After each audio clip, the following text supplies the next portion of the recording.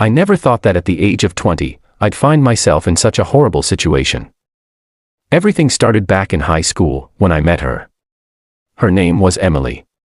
She had this warm smile that could melt even the coldest day.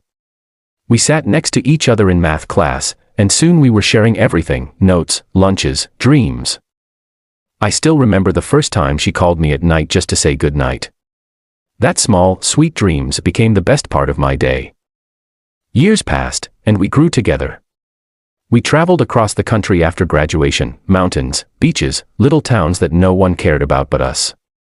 I remember holding her hand in the rain, both of us laughing, soaked to the bone, as if the world belonged only to us.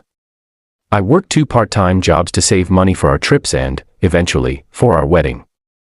She used to tell me, "You're my forever," and I believed every word. When I turned 20, we decided to make it official. I sold my motorcycle, emptied my savings, and borrowed from my parents to plan the perfect wedding. She cried when I showed her the ring, tears of happiness, I thought. I booked the venue, ordered her favorite white roses, even paid for the honeymoon to Italy. Everything seemed perfect. Until it wasn't. A week before the wedding, she started acting distant: fewer calls, fewer smiles. I tried to convince myself it was just nerves. Then, one evening, I went to her apartment with flowers. Her phone was off, so I waited. After an hour, I saw her walking down the street, holding another guy's hand. I froze. The same hand she used to hold mine. They laughed, the same laugh I once loved. My chest felt like it was collapsing. When she noticed me, her face turned pale. She whispered, "I didn't mean for you to see this." But she didn't even look sorry. I left the flowers at her door and walked home in silence. The wedding was already paid for, every last coin I had. I sat in my room that night, staring at the invitation cards that now meant nothing. I cried for hours, not just because she left, but because I had built my whole future around someone who never planned to stay.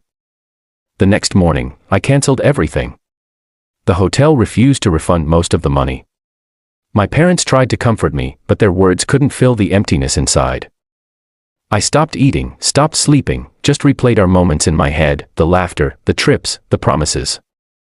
Love, I realized, can lift you higher than the sky, but when it ends, it throws you into the darkest pit.